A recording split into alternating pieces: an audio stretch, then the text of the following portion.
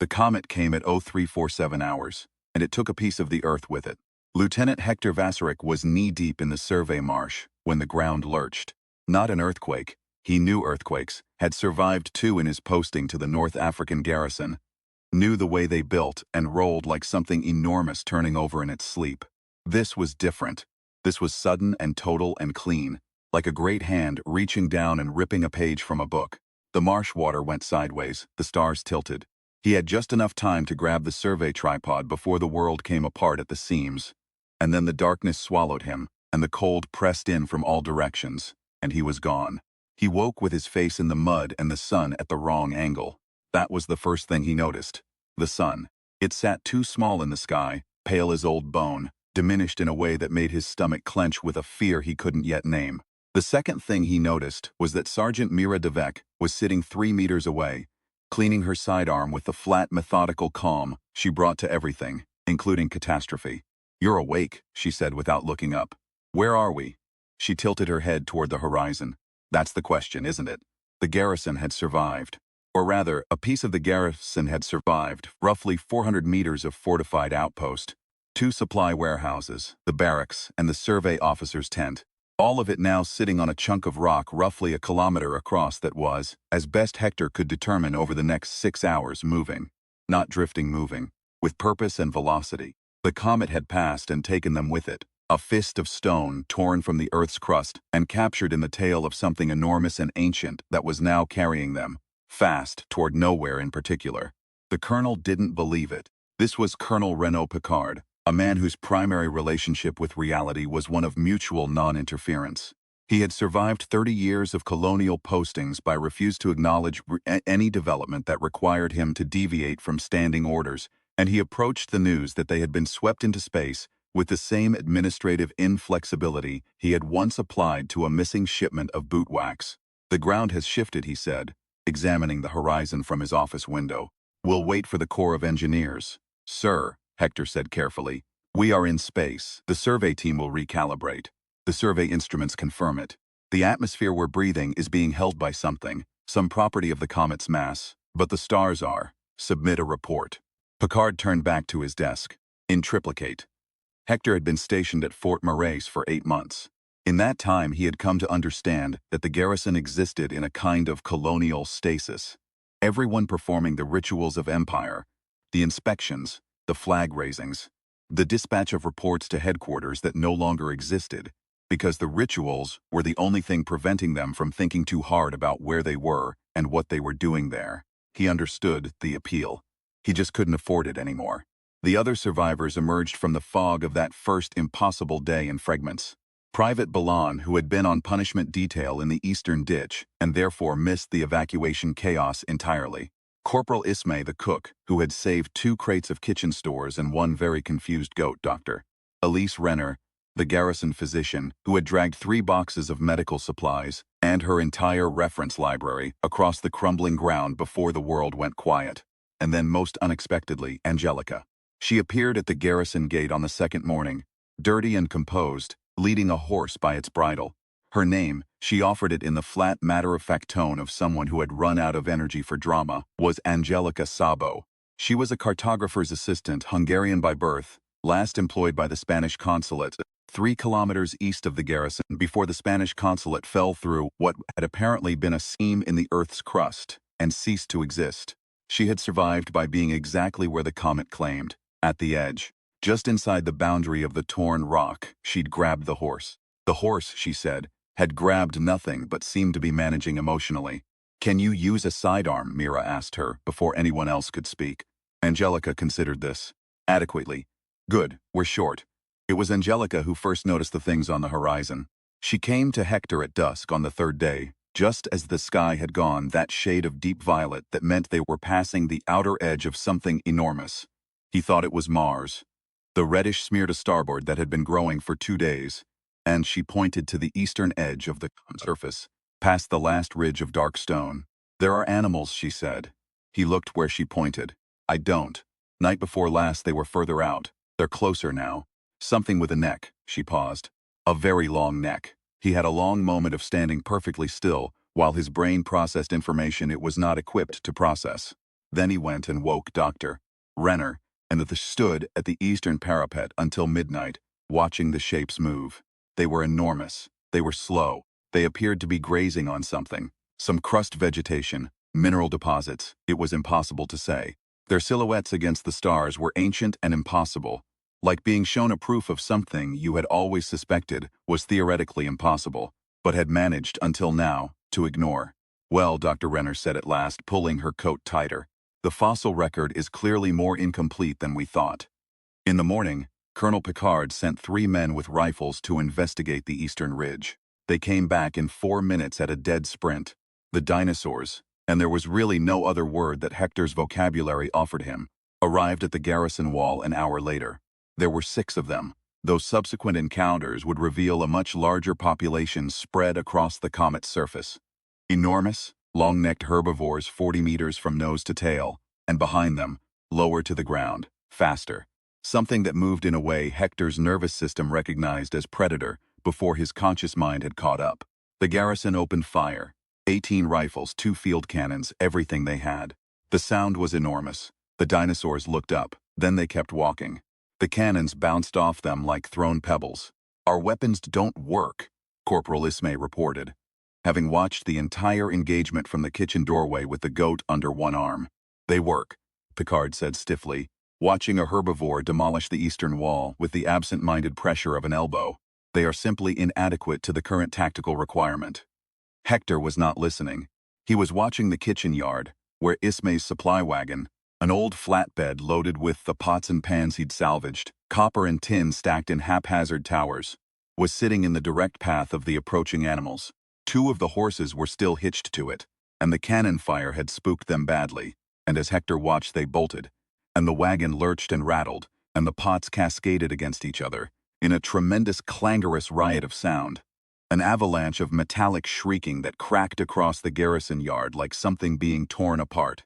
The dinosaurs stopped. They stood perfectly still for 2 seconds, great heads lifted, eyes rolling. Then they turned slowly and walked the other direction. All of them, in unison, retreating back toward the eastern ridge, at a pace that was not quite panic, but was clearly motivated by a preference for being somewhere else. Hector stared at the wagon, at the pots still swaying and ringing against each other, at the retreating backs of creatures that had shrugged off cannon fire. "Huh," said Angelica, who had appeared at his elbow. "Sound," he said. "They're hearing," she said. At that size, the ears evolved, for he stopped, picked up a copper pot from the ground where it had fallen, banged it once against the wagon wheel. The remaining horses flinched. In the distance, the last dinosaur quickened its pace. He turned to Colonel Picard. The colonel stared at the pot, at the retreating animals, at the ruined eastern wall. His expression moved through a series of calculations that Hector could not quite follow, and arrived somewhere that looked like the administrative version of surrender. "Gather all the cookware," Picard said at last, to no one in particular. "Hang it on the walls, sir, and get rid of the guns. They're useless. We need the storage space." Hector opened his mouth, thought better of it, and went to find Ismay. The guns went over the south wall that afternoon, which was how they came to be discovered by the Sheik. His name was Oman Sella, and he had been leading a tribal uprising against the garrison when the comet arrived, and he had apparently survived on the western edge of the torn rock with 12 of his men and a very professional attitude toward adaptation. He found the guns within an hour of their disposal. He had his men cleaned, armed, and assembled by morning. He sent a messenger at dawn. The message, translated from Arabic by Corporal Ismay, who had a gift for languages, was, "We now have your weapons. Surrender or be destroyed."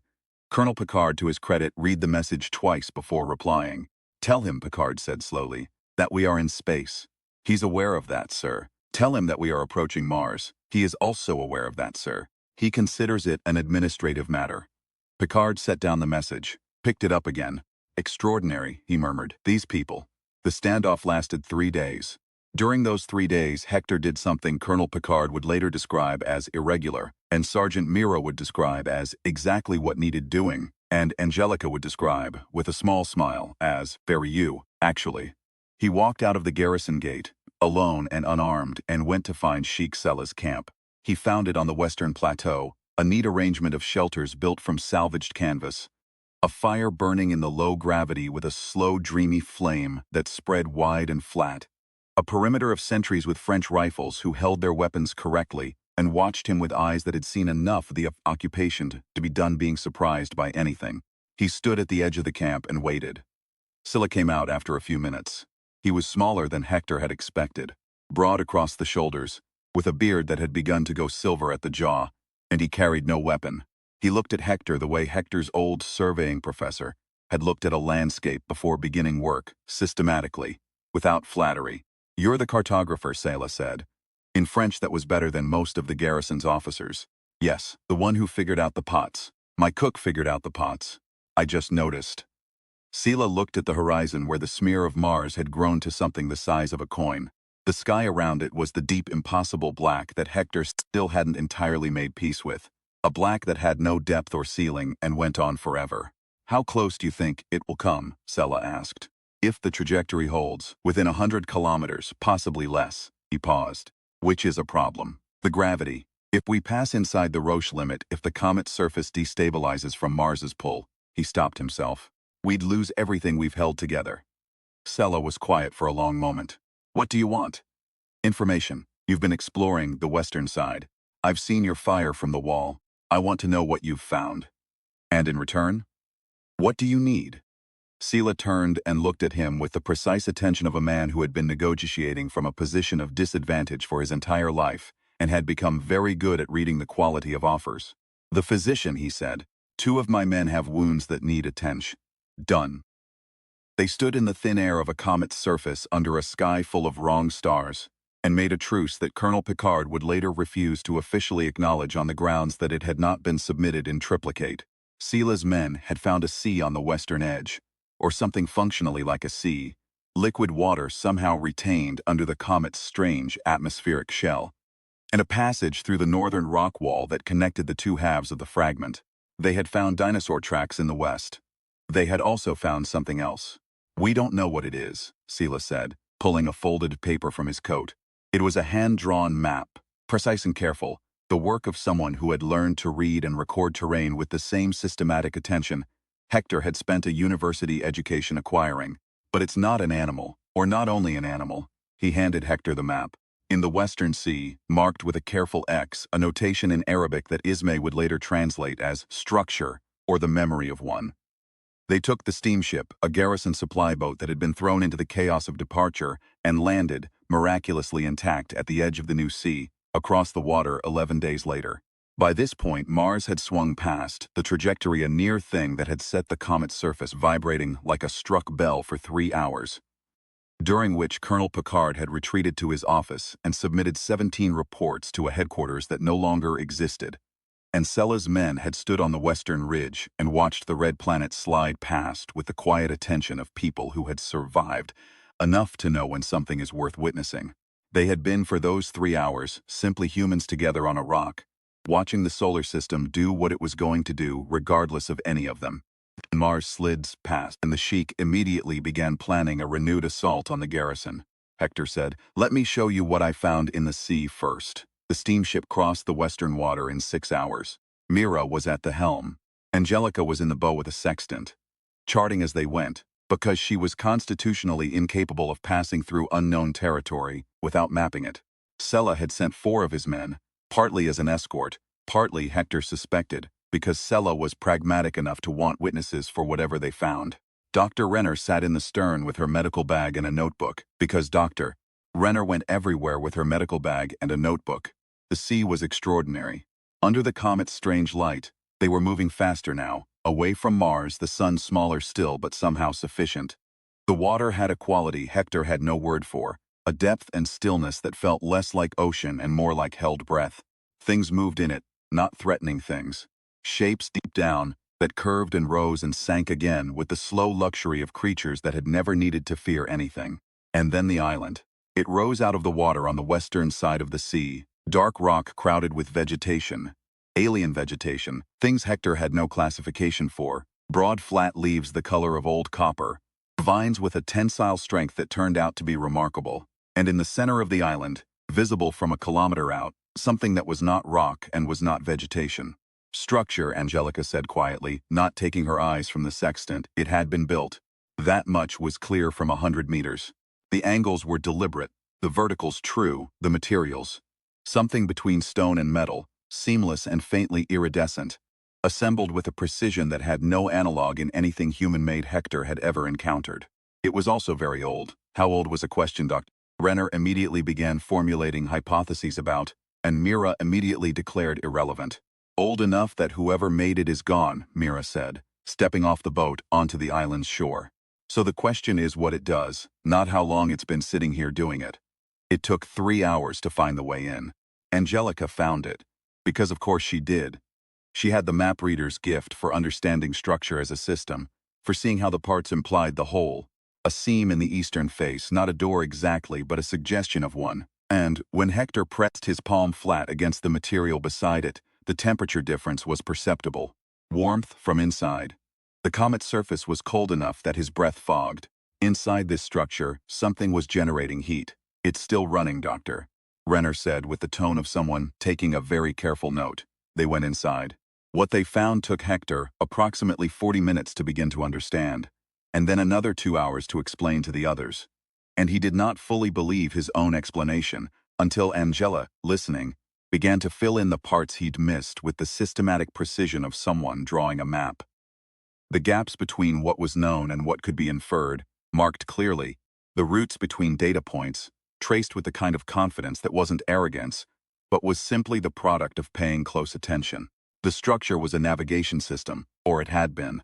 Some species had ridden this comet before, had found it perhaps in the distant prehistory of the solar system, or perhaps recently in terms the structure's age made meaningless, and had built into it a guidance mechanism, not a propulsion system. The comet moved on its own, followed its own ancient elliptical path, but something that could, with sufficient intervention, influence the orbital path, adjust the perihelion, nudge the trajectory a fraction at a time across the accumulated distance of years.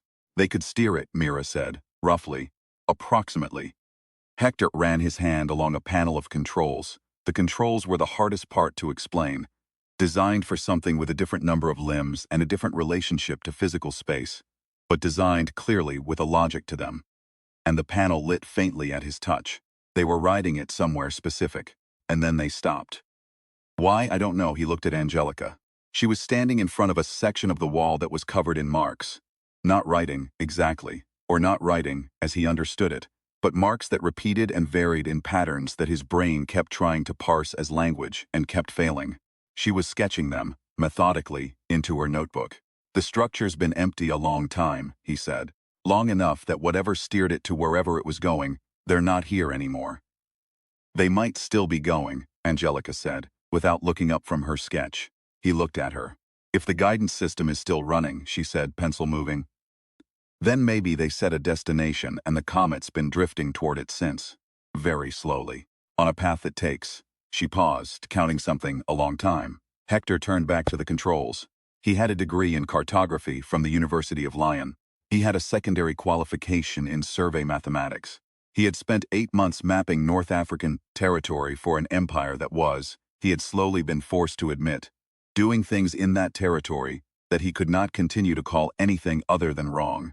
He was 27 years old.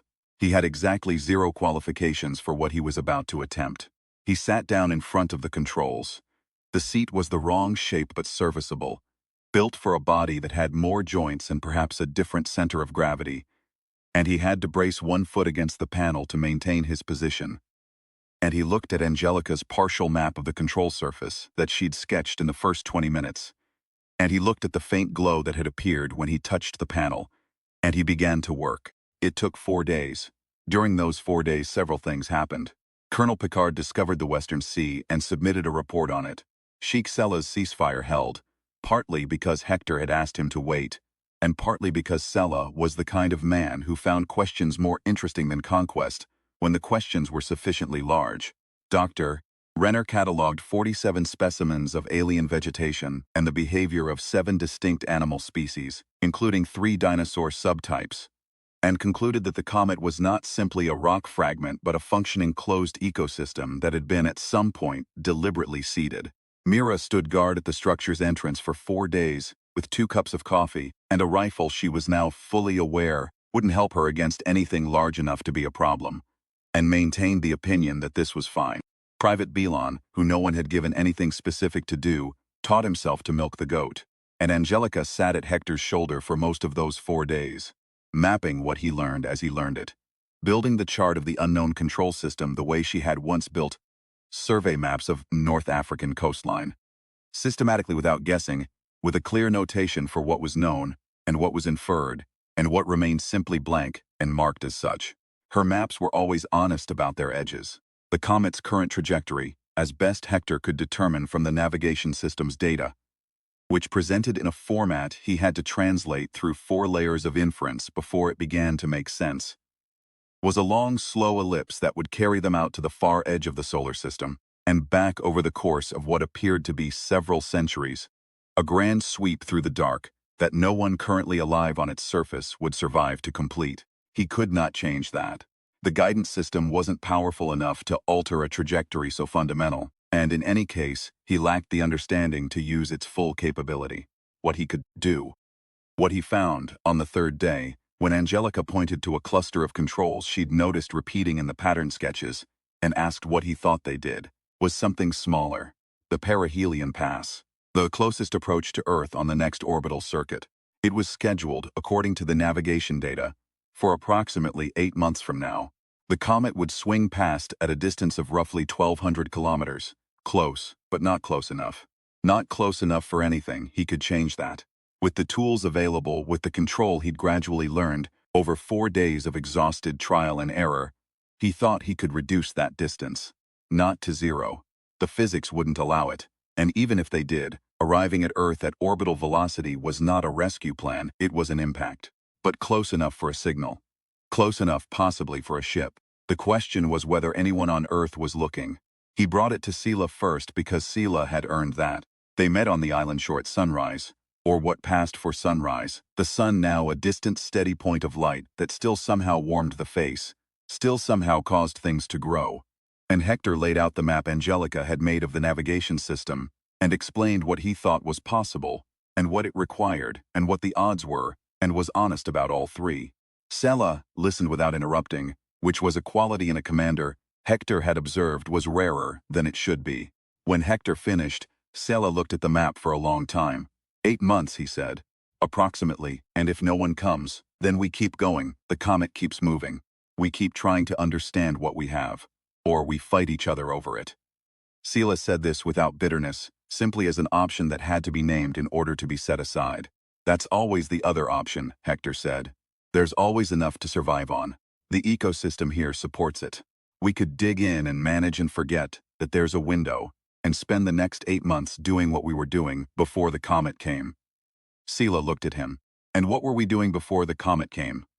Hector looked at the alien sea, at the island with its impossible building, at the sky full of wrong stars with the sun a white eye at the center.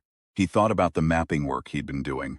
The systematic reduction of unknown terrain to known lines. The slow elimination of blankness from the chart. He thought about what he was doing that for, and who it served, and what the map was used for once he made it. Something we should probably stop, he said. Sela made a sound that was not quite a laugh, but was its neighbor. I'll hold the ceasefire, he said. Tell the colonel. The colonel didn't care for any of it, but he had the military administrator's instinct for the path of least paperwork. And when Hector presented the situation in terms of departmental responsibility, who was accountable for the decision, whose name went on the dispatch? Picard arrived, after considerable back and forth, at the position that the whole matter was the survey department's problem, and he was washing his hands of it. You have authorization, Mira translated, from her position by the door. He didn't say, he said it's irregular. From Picard, that's a yes. They spent the next 7 months doing 3 things simultaneously. Maintaining the comet's inhabited fragment as a functioning community, learning as much as possible from the structure on the island, and very slowly but carefully, incrementally adjusting the perihelion trajectory. The community part was harder than the science, which was probably true of most things. Picard's garrison and Sela's fighters had spent years defining themselves in opposition to each other. And that kind of habitual opposition doesn't dissolve in the face of shared existential circumstance as quickly as stories suggest. There were 3 serious confrontations in the first month, 2 in the second, 1 in the third, and after that a fragile and suspicious coexistence that Hector thought was probably as good as anyone could reasonably hope for in the circumstances. Dr. Renner helped. Medicine is a useful way of establishing that biology doesn't care about politics. The garrison soldiers and Sealaw's fighters bled the same way, healed the same way, ate the same food from the comet's strange gardens. Corporal Ismay helped, because Ismay fed everyone, and there is something that happens when people share a table that happens very slowly, but is in the end very hard to undo. Angelica helped because she talked to everyone and remembered everything, and had an ability to make the enormity of their situation comprehensible by the simple act of writing it down, marking what was known and what wasn't, and treating both with equal respect. Sela's engineer, a young man named Nassim who had been training as a mechanic before the uprising and had opinions about everything structural, turned out to be the most useful person on the comet once he got access to the island structure. He and Hector developed a working language for the control system over the course of 3 months. Part French, part Arabic, part set of shorthand notations they invented together for concepts neither language had words for.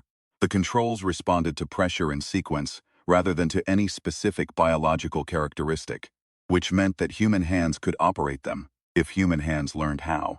The perihelion adjustment was slow and imprecise and required constant recalculation as the comet moved.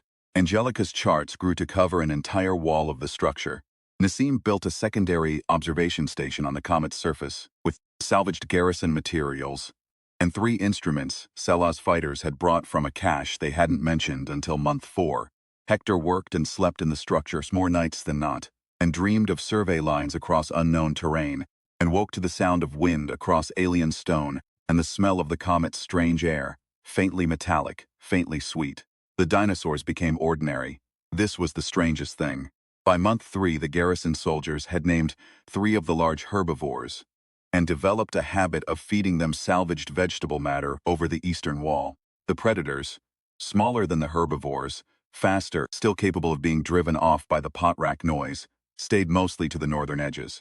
A nest of something small and winged established itself in the garrison's observation tower, and the soldiers left it alone, partly because it was easier, and partly because the chicks were, by the assessment of Private Belan, who was the authority, extremely good. Month 7, the sun was slightly larger. The orbital mechanics of what they'd done were difficult to visualize, but the numbers, translated through the alien notation system into something Hector and Nassim could calculate with pencil and paper, were clear. The perihelion approach was now going to bring them within 400 kilometers. Still not contact, but visible to the right instruments. Close enough to be anomalous, for anyone charting the comet's expected return path. Close enough to be a question, waiting for someone to notice it was asking. And if no one's looking, Mira said. Because Mira always said it, because she believed in naming the bad outcome before it arrived so it couldn't surprise you.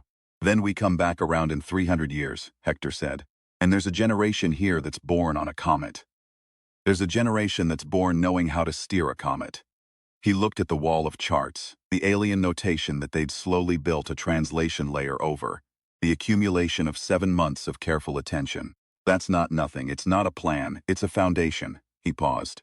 We didn't have one of those when we started. She considered this, in the way Mira considered everything, with her full attention and no sentimentality. Fair, she said. He sent the signal on the 41st day of the final approach. The signal was Ismay's idea. Not the signal itself, but the form of it. Ismay had pointed out that the structure's output systems, which Nassim had supposedly been using to calibrate the trajectory adjustments, included something that in Nassim's translation was described as resonant broadcast, and that Hector had been thinking of as a positioning beacon. But Ismay, who thought about things in terms of kitchens, said, "That's not a beacon. That's a recipe. It's telling something what ingredients are here." They encoded everything they'd learned into the broadcast. Not a distress signal, though it was that too. A record, the comet's ecosystem, the structure's navigation system, the translation keys Nassim and Hector had developed, the 7 months of charts covering Angelica's wall, the full inventory of what was here, what had been found, what had been understood, the map of the edges of what they knew, honest about where the blankness began. Hector stood at the broadcast panel and thought about what Ismay had said, and thought about who the signal was for. If it was for Earth, a rescue request, a position marker, a record for the archives. If it was for something else, if whoever had built this structure had left it running because they expected, Someday, to hear it answer. Then the signal was something different. An introduction. A first word in an exchange that might take years or centuries to continue. He pressed the control. The structure hummed, once deep in its foundations, and then went quiet. How long does it take? Angelica asked. At this distance? Minutes. To know if anyone receives it. He spread his hands. We wait, she said, not a question. We wait. The response came in 11 hours. It was not in any human language, and it was not from Earth. It came from the direction of the inner solar system, bearing and trajectory consistent with something on an intercept course, and it repeated the first sequence of the broadcast back to them. The opening notation, a mathematical pattern Hector had put first because it was the most unambiguous, and then added a phrase that took Nassim and Hector 3 hours to translate, working from the alien notation system that was their only shared reference. The translation they arrived at after 3 hours and 4 attempts was approximately, "We have been waiting for this signal." Colonel Picard, when told, asked what department was responsible for protocol in these circumstances. Silo sat quietly for a very long time, then he said, "Ask them if they need water." "In my experience, anyone who's been waiting a long time usually needs water," they asked.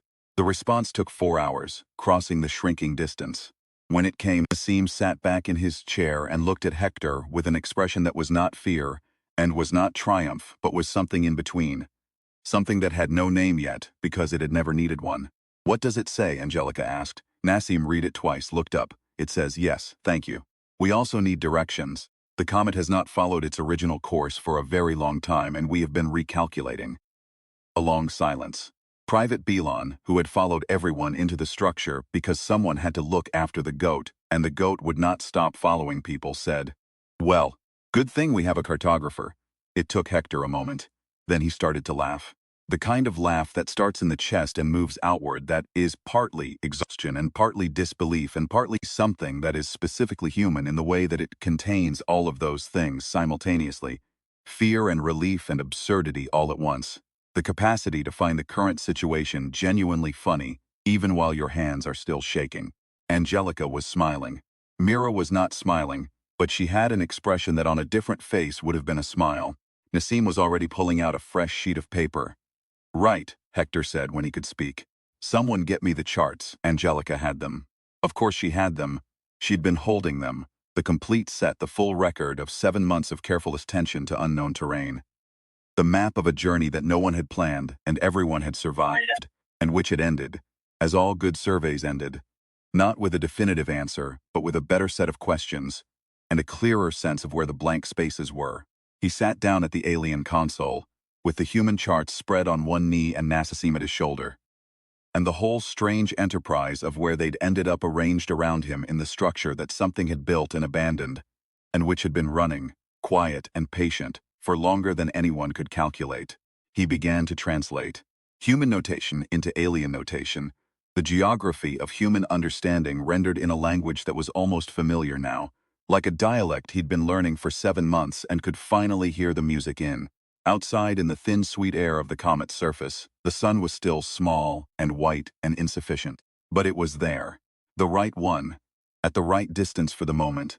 The anchor that told you where you were in the dark. And getting closer, he wrote, "Here is where you are. Here is where we are. Here is the shape of the distance between us. And the route I believe will bring you in safely. And the places where I am not certain marked clearly, so you will know where to look most carefully." He wrote, "The comet's surface has animals on it. The south and east are habitable. There is fresh water in the west. Bring physicians if you can," he paused. Added, because he thought it was relevant. "We have been here 7 months. We have learned a great deal. There is more we don't understand than we do. This is in our experience a good sign." He sent it. The answer came back in 3 hours as the distance continued to close. It was longer this time, and Nassim worked through it carefully, and when he finished he looked up with that same expression, the one with no name, and said, "They say they understand the charts. They say they've been traveling for what they consider a very short time, but by our calendar it would be." He stopped, made a calculation, made it again, approximately 400 years. No one spoke. "They also say," Nassim continued, more quietly, "that they did not know there were other species on this comet. They built it to be a vessel. They did not anticipate passengers." Angelica was the first to speak. "What did they intend it to carry?" Nassim read the translation again. corrected himself once. Seeds, he said, they were carrying seeds. For a planet they had found and planned to settle. He lowered the paper. They're not sure if they still can.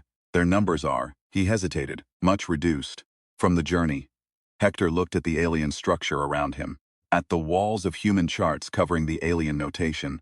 At the window, there was something like a window, a material that was clear and permitted observation, through which the surface of the comet was visible, stone and strange vegetation, and the distant walls of the garrison, and further, the flicker of cookfire at Cella's camp, and above it all the sky that had stopped being wrong and had simply become the sky. He thought about seeds, about the intention to carry them somewhere and plant them, the long gamble of a journey, taken on the belief that the destination was worth arriving at. He turned back to the console. Tell them, he said slowly, that the seeds may still be viable. Tell them that we have 7 months of agricultural data on this comet's ecosystem and a physician who has been cataloging it since day 3. He paused.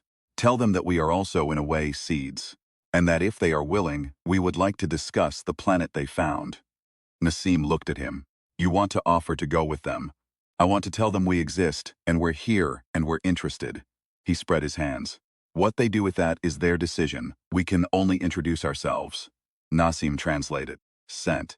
The response came back in 90 minutes, the gap closing fast now, the intercept trajectory bringing them into a communication window that would last, by Hector's calculation, approximately 6 hours before the velocities began to diverge again. The response was brief. Nassim read it. Read it again. His voice when he translated it was careful and precise, the same tone he used when he was unsure he was getting the notation right and wanted to be accurate. They say, we had hoped for a sign that the universe contains others willing to travel toward the unknown. We had begun to doubt. Your signal was, Nassim paused, searching the translation. They use a word here I don't have a perfect rendering for. Something between welcomed and answered prayer. Private Balan said softly, that works. Outside, the ship from the inner solar system crossed the sun's disk and caught the light, and for a moment it was brilliant. A hard white point moving against the stars, growing with a slowness that would eventually become speed, already closer than anything had a right to be in the middle of the solar system's dark and indifferent distances. Hector looked at it through the structure's window. Next to him, Angelica had already opened her notebook to a fresh page, and was dating it in the careful hand she used for the beginning of a new chart. He reached for the console. Around him, on a comet that had been someone's vessel and was now something else, a meeting ground, a place of introduction, a point of contact between the inside and the outside of what was known. The people who had survived the impossible thing sat down to do what humans do when they have survived. They made plans. They argued about logistics. They asked questions that couldn't be answered yet, and wrote them down so they could be answered later. They worried specifically and practically about water and food and the goat. They mapped the distance to be crossed. They introduced themselves. This was, as far as anyone could determine, the first time in the history of the solar system that a species from the third planet from the sun had made first contact with a species from somewhere further out.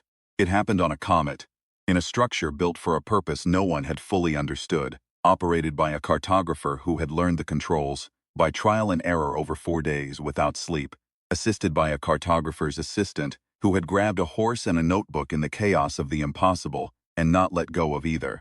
It was irregular. Colonel Picard would say so later in the report he submitted about the matter. It had not followed established protocol. The authorization chain was unclear and had not been submitted in triplicate.